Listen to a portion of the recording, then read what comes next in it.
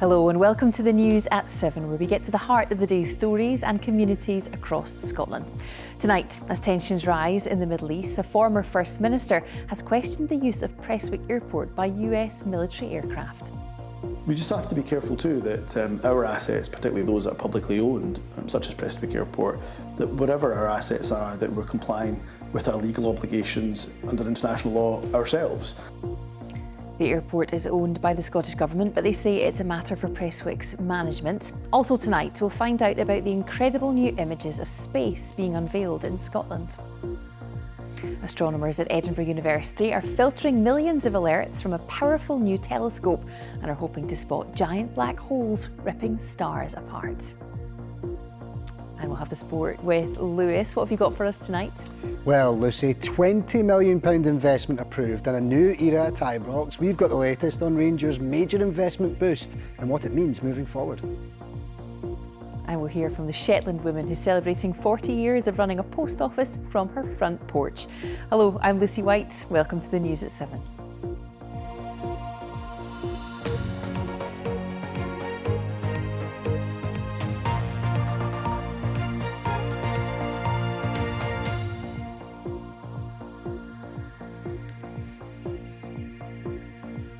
Tensions are rising in the Middle East, with Iran launching missiles at US air bases in Qatar and Iraq in response to strikes on its nuclear sites on Saturday. There are also moves to get British nationals out of the region, and the first repatriation flight from Israel has taken place. Meanwhile here, a former First Minister has raised questions over any role Prestwick Airport might have in its relationship with the US military. The airport says it provides aviation services to military customers from around the world, including NATO countries.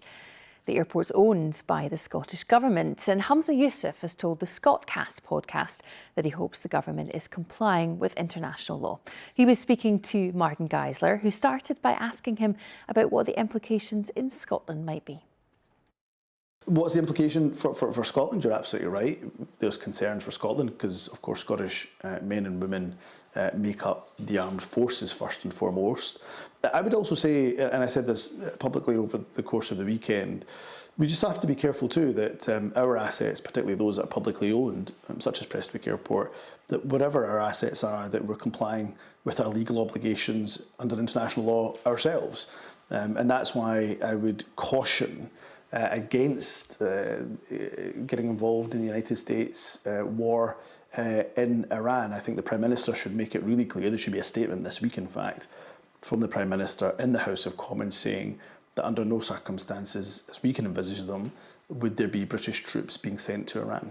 Right, the Scottish Government effectively owns Prestwick Airport, doesn't it? Have you spoken to the First Minister about this?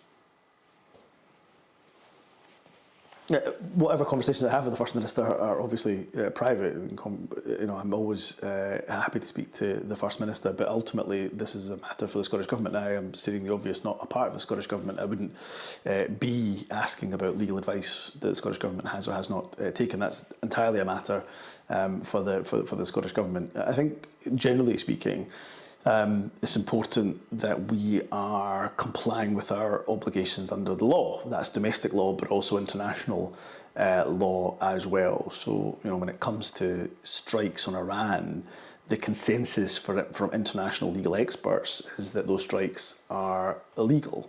There's very few, if any, credible international legal experts that say otherwise. So we've just got to make sure, from a Scottish perspective, as limited as our perspective on this, or our responsibility in this regard may be, that we've got to make sure our assets that we own and we as a government, the Scottish Government, are fulfilling their legal obligations. Did the US military use Prestwick when you were First Minister? I don't know. I mean, we don't, by the way, get a list of who comes into Prestwick Airport and who doesn't. You know, really? Prestwick you Airport own it. You should know if a foreign military aircraft is going to land there for whatever purpose, surely.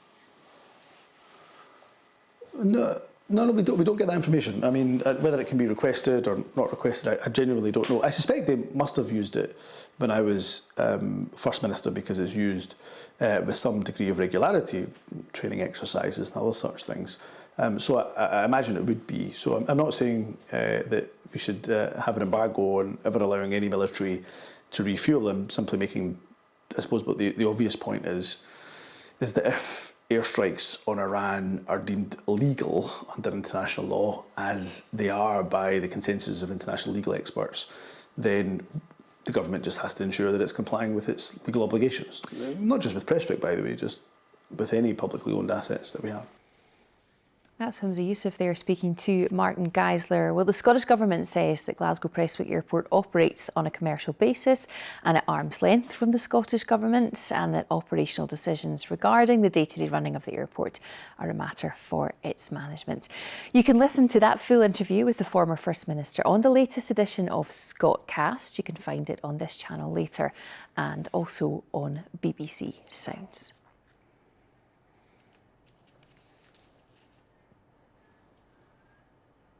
Now, thank you for joining us on tonight's News at 7. We have more in the programme, including the Shetland woman who's celebrating 40 years of running a post office from her front porch. It's an unsettled week of weather ahead, with the jet stream bringing weather fronts, rain and showers. Wednesday, probably the driest and brightest of the lot. I'll have a full forecast, though, later.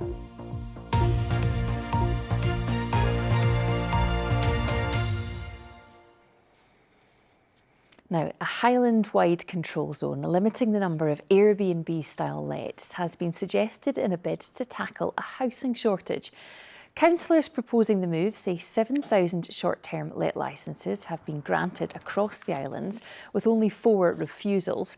Holiday lets aren't banned in control areas, but operators need planning permission.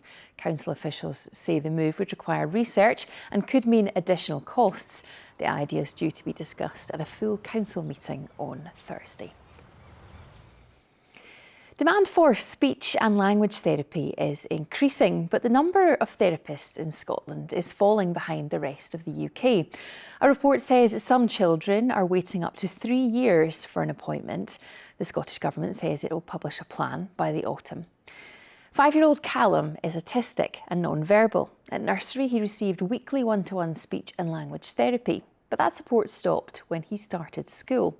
His dad, Grant, is concerned that now his son might never speak again.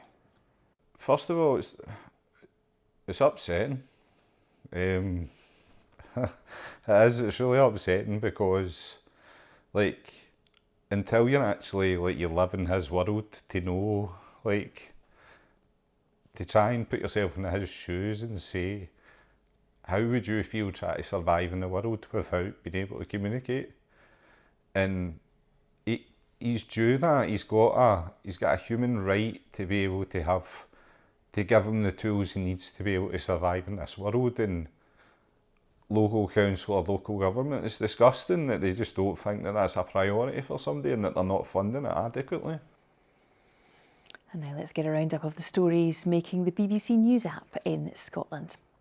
A Scottish wingsuit flyer has died during a jump in the Swiss Alps. British champion Liam Byrne, who's from Stonehaven, was critically injured on Saturday. A rock crystal jar from a significant Viking hoard discovered near Dumfries will be displayed for the first time later this year at Kirkcudbright Galleries. And tributes have been paid to Lisbon lion John Clark, who's died at the age of 84. In the more than 300 games for the club, Clark won 15 major honours, including 6 league titles. For more information on all of those stories, you can scan the QR code on the screen now. It'll take you to the BBC Scotland News app.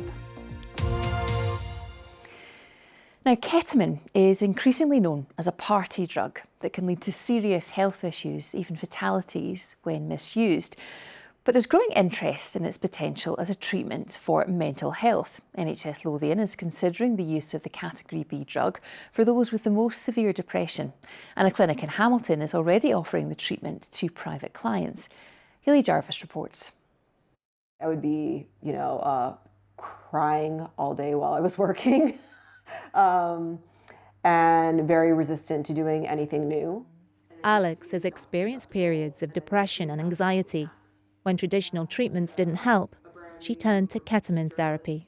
I definitely had a psychedelic experience. So you would see images, kind of feel like you're floating sometimes. How does that help with the therapy and the treatment for depression? I think it makes it more palatable almost. So like you may see an image and you'll remember this image and then you'll talk to your therapist and the therapist will be like, that's interesting. Okay, why do you think you had that? You saw that? Like, well, what does that represent to you? So this is the treatment room and this is where the infusions take place. Alex is one of 12 patients to be treated at this private clinic in Hamilton, Scotland's first ketamine clinic, which opened last September under licence from Healthcare Improvement Scotland. Can anyone just come in here and say, I'd like ketamine therapy? No, they need to have a diagnosed condition that we can treat and they need to be assessed and they need to be safe to do this. Patients sign up to a programme of 4 intravenous ketamine infusions and a course of psychotherapy at a cost of £6,000. Most people don't have that kind of money and that's why we would like to enter a partnership with the NHS. Ketamine is an anaesthetic but has hit the headlines for its recreational use. It can cause serious and sometimes permanent damage to the bladder, alongside a range of other complications if misused. It was the main cause of death for Friends actor Matthew Perry in 2023. Intravenous ketamine is not licensed for the routine treatment of depression in Scotland, but it can be used off-label by doctors. Even after taking multiple antidepressants and multiple different treatments, there's a small number of people who don't respond very well to any of those treatments. And so ketamine gives them additional hope. Professor Andrew McIntosh hopes to set up a ketamine clinic at the Royal Edinburgh Hospital. It would be for patients with severe depression as an alternative to ECT, a treatment that involves sending electric currents through the brain. He says the ketamine used to treat depression is very different to what people might buy illegally. It's been shown to be effective in people who have very difficult to treat depression, and it's an extra thing that we could be doing, I think, to help our patients that's not currently available widely in Scotland. NHS Lothians say they are considering the use of intravenous ketamine as an alternative to ECT, but no decision has been made. The Royal College of Psychiatrists has previously urged caution over the use of ketamine therapy, but says it's due to publish a new report on psychedelics soon. Alex had already tried ketamine therapy back home in the United States before being treated in Scotland, and thinks it should be made more widely available here because it helped her. Now I feel like I'm doing pretty well. I am active, I am trying new things, traveling again, kind of getting back to the person I felt like that I used to be. Hayley Jarvis, reporting Scotland. The first images have been released from the world's most powerful telescope. The Vera C. Rubin Observatory in Chile is designed to help us understand the origins of the universe.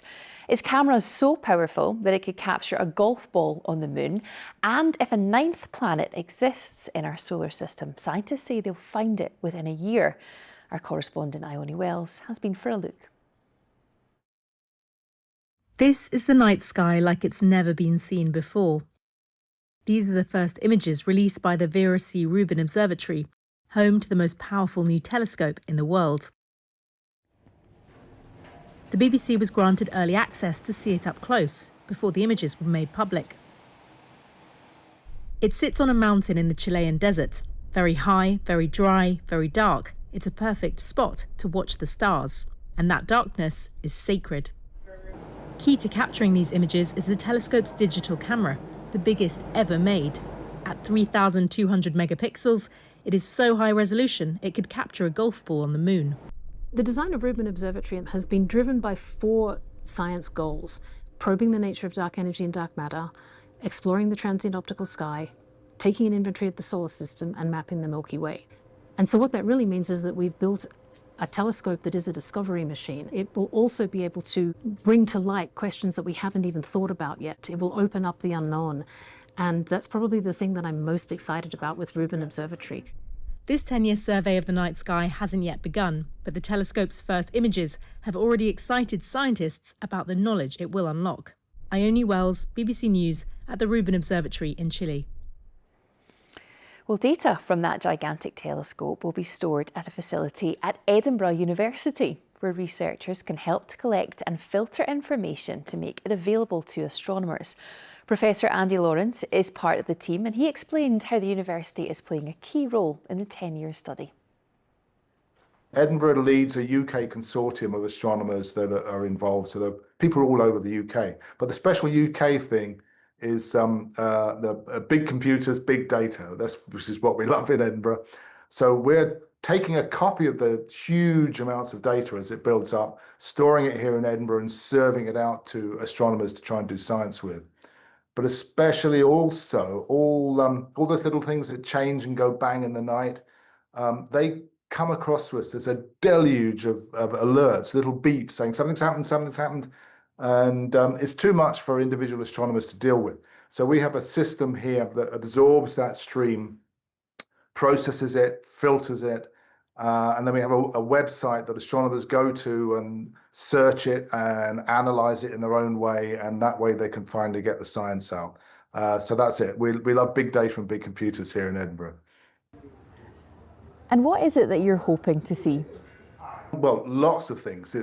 And we don't quite know what it'll do over 10 years, but I pick out three things. Firstly, all those images, repeat images, you can stack them up and get deeper and deeper and deeper. So a lot of astronomers want that. They just want the very deep picture. They do things like trying to map out the dark matter and the dark energy and to understand that better. But the things that change, there's two things. Things that move have to be very close to us. So that's how we spot killer rocks, basically, asteroids and small lumps of rock that are very close to the Earth that could possibly be in danger of hitting it. So we want to map out where all those are. The third thing, things that go bang. Well, a lot of things change, surprisingly. I think people think of the universe as a slow, graceful place, and mostly it is, but there's things that change. So my personal favorite, for instance, is big black holes in the center of galaxies. When an unfortunate star goes too close to the black hole, it can get ripped apart and eaten up. And then the black hole briefly leaps into life and is very bright. It goes up in a few days and then fades away over a few weeks. And that way we're going to learn a lot about how black holes actually work and how they accrete matter, how the energy is made, and so on.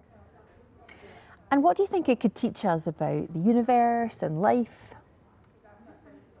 Yeah, well, protecting life, and that's what, the killer rocks thing is all about. We really want to know if something is going to hit the Earth and have some early warning. Although you think this is pure curiosity now, you never know what's going to be of huge practical importance. So, the classic example is electricity. When Michael Faraday was first experimenting with electricity, people literally said to him, what's the point of this? It's useless, isn't it? Electricity, okay? And that took a long time, but it ended up transforming society and all our everyday lives. So when you study the universe, you're really studying physics, you're understanding just what makes the universe tick, and you really never know what's going to have a huge impact. That's Professor Andy Lawrence there. Still to come, we'll have the weather with Christopher and the Shetland postmistress with a big milestone to celebrate. But first, it's sport with Lewis. Thank you, Lucy. Hello there. Rangers' new American owners say they are relishing the challenge of becoming a dominant force in Scottish football after shareholders gave the green light to a £20 million cash injection to the club. The vote came at an extraordinary general meeting in Glasgow, where 4 key resolutions were passed with a 98% backing. New Rangers chairman Andrew Kavanagh says they're in it for the long haul as he laid out his bold ambitions for the next 10 years at the Ibrox club. Our reporter Jane Lewis was there and spoke to fans as they gave their verdict on the new owners and their plans.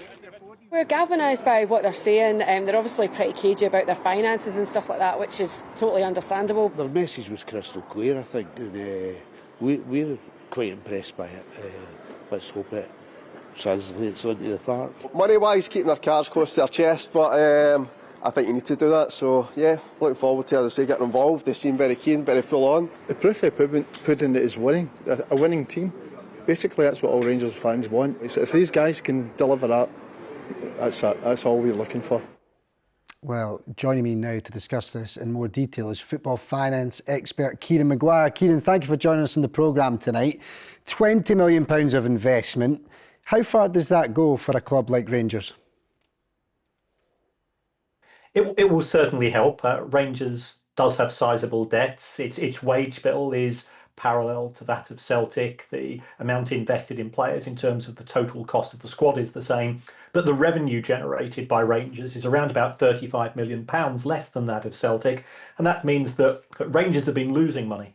And I think the previous board, they felt that they'd reached the point where they couldn't continue to inject that money. So now we've got Andrew Kavanagh and 49ers Investments coming in, taking control, and that could potentially give the club greater direction. And of course, putting money in, which from the pronouncements that we've seen is certainly going to help the playing budget.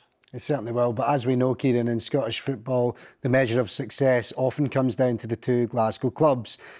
How do Rangers go about bridging that gap, and will that £20 million play a big role in that, or how far ahead are Celtic financially? Celtic are in a very strong position financially. They got over £70 million in the bank compared to Rangers having less than £2 million, and this was before the announcement today. So they do have a very strong position, Celtic, there's no doubt about it. I would say that they've been relatively cautious in terms of their investment in the squad over the past few years, and this has allowed Rangers to certainly catch up in terms of the amount of money being invested. I think what we really need to see at Rangers is money being spent smartly rather than large signings coming in. We've seen that be successful elsewhere, and we've also seen those clubs that have just spent the cash because they've got a new owner, they've got a new injection. Doesn't necessarily translate to ultimately what Rangers fans want, where being second in Glasgow is being nowhere. And just briefly before we let you go, Kieran, one of the amendments approved today was to be re-registered as a private limited company instead of being publicly listed. So can you kind of briefly summarise what that means for Rangers fans? Yeah, it won't affect fans at all. Instead of having the additional compliance costs of being a public listed company, and the shares weren't being traded on a standard market, it simply means that Rangers will revert to individual transactions between shareholders going through on a private basis. So nothing for fans to get worked up about. OK, Kieran Maguire, thank you very much for joining us on the programme this evening. Thank you. To rugby now, and George Turner says he's got his sights set on 50 caps as he prepares for Scotland's first match of their Summer Pacific Tour against the Maori All Blacks in New Zealand next weekend. The Scotland Hooker was recalled by head coach Gregor Townsend after a year out whilst playing in Japan, and says the move was really good for him, but he's excited to be back in the Scotland setup. Really cool year for us, and I'm from rugby as well, to experience that kind of bit more fast-paced, loose, crazy rugby. You know, I want to hit 50 caps for a while, and I kind of, you know, I'm nearly there, so I think you know, that's a good driving force. But it's been 20 odd years since we toured New Zealand, and I've not been there I've been there once before, and it's obviously an amazing country. Getting out to Fiji again will be cool as well. So it's going to be a really great experience to play those games. And as always, there's plenty more sport for you to enjoy over on the BBC Sports Scotland website, including more analysis and reaction on that Rangers takeover, because let's be honest, Lucy, there's only so much we can discuss in 2.5 minutes about the Rangers takeover. A lot going on at Ibrox, and it could be a fascinating season ahead. People could fill hours and days, Good indeed. Thank you very much. Thanks very much. Cheers for that.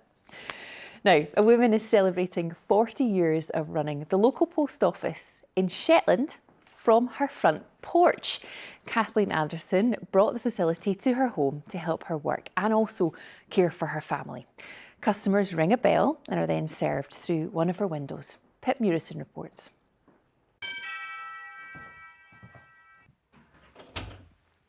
Hello, welcome to Raywick Post Office. Meet Kathleen Anderson, the postmistress delivering services for 40 years from her front porch. Oh, there's no pubs around here. The nearest pub, probably in Scala or Lerwick, I would think. I knew for post offices, when I opened this, then there was another 2 fairly near, but that ones are both closed now. Here in rural Shetland, the post office is key to the community. Well, I'm here if anybody needs me, as I say, and it's very handy for folk in the community. Well, sometimes I might get a customer that would come in for a cup of tea. Opened in 1985, the post office allowed Kathleen to juggle childcare and a career. Well, I thought it would be a little extra money because I was home here looking after children at the time. And in those days, most of the women around here weren't going out to work because you couldn't. you had to drive too far, and then there was no childminders at that time. So most of the young mothers in the area would have been doing knitting of some sort for a bit of extra income. Now with 10 grandchildren, the post office has certainly been a family affair. Oh, they used to love it. There was the little boy here, he's now about 12, he used to love sitting up here. Over the past 4 decades, times have certainly changed. Well, it's not as busy now. I suppose now there's more returns. Folk ordering online and returning parcels. There's more of that now. That never was before. Although she's not quite as busy, Kathleen certainly has no intention of hanging up her mailbag. I thought when I was 70 I would be a good time to retire. It didn't happen. And I thought, 40 years at the post office, that'd be a good time to retire. And here I am, and it's not happened yet. So Raywick can rest easy. Their first-class service looks set to continue for many years to come. Pip Murison, reporting Scotland, Shetland. I don't think Kathleen's retiring anytime soon, but will she be keeping her customers waiting in the rain, Chris? What's the weather like? It's been pretty wet there today, but drier tomorrow. But not for long. No. The rain doesn't stay away long, does it? In fact, I don't have any pictures for you from Shetland today, but lots of pictures from elsewhere across the country. A real gamut of weather today. Some brightness and sunshine coming through, but it was in short supply. For many, it was cloudy. For some, really quite wet. And actually, it was quite blustery at times too, adding to that cool feel. Brilliant picture there, though, from one of our weather watchers in Fife. Thank you for that. Let's take a look at what's happening over the next few days, because we need to look to the jet stream to understand our weather patterns. Are racing across the Atlantic west to east, way up in the atmosphere, and helping direct weather systems and weather fronts and rain our way. So it is an unsettled outlook. First thing tomorrow, it's cloudy with some showers or longer spells of rain. Temperatures here at 8 in the morning, around 13 or 14 Celsius. Not quite as blustery as it was this morning, though. A little bit of brightness coming through across parts of the northeast around the Banff and Buchan coast, but a lot of cloud in the forecast, has to be said. It is a largely dry picture across Orkney and Shetland, certainly compared with today. Still 1 or 2 spots of rain. Now, through the course of Tuesday, we hold on to those outbreaks of rain coming and going, but into the afternoon, something a little bit drier, perhaps even a little bit brighter. Temperatures 15 to 18 Celsius north to south. Wednesday, we've got a ridge of high pressure, so it is a predominantly dry day, but still fairly cloudy at times. That cloud will thin and break. There'll be a bit of sunshine, and with a southerly wind, warmer. So temperatures on Wednesday by mid-afternoon, anything up to around 20 Celsius. That won't feel too bad as long as you avoid those showers. There won't be many of them. And then wet overnight Wednesday to Thursday. That's how we start the day on Thursday, but the rain clears through. And then once again, it's a case of blustery afternoon with some showers. Temperatures, though, still up to around the high teens in the northeast. And then for the end of the week, it's wet and windy with a weather front crossing the country with fairly strong winds at times. Into the weekend, quietening down a touch, but low pressure still nearby. So you can see on Friday, to round out the week, it will be wet and it will be windy. Temperatures, though, still up to around 19 to 21 Celsius. That rain should clear through, so at least for the start of the weekend, a good bit drier, but once again breezy from the southwest, fairly cloudy. Most of the heat you can see locked away down south. So here's the outlook for the next few days. It is an unsettled picture. I think really Wednesday probably the highlight in terms of dry and bright weather and temperatures on the rise. That's the forecast for now. Chris, it's classic weather for the kids. Isn't it shopping just? for the summer holidays. As soon as they go on holiday. Set your watch by it, couldn't you? Rain and cloud. Chris, thank you very much for that. And that is it from us for now. I'm back here again with you tomorrow night from 7 here on the BBC Scotland channel, and also, of course, on the iPlayer. You can keep up to date with everything we've been talking about this evening and all the latest developments on the BBC News app. Have a good evening.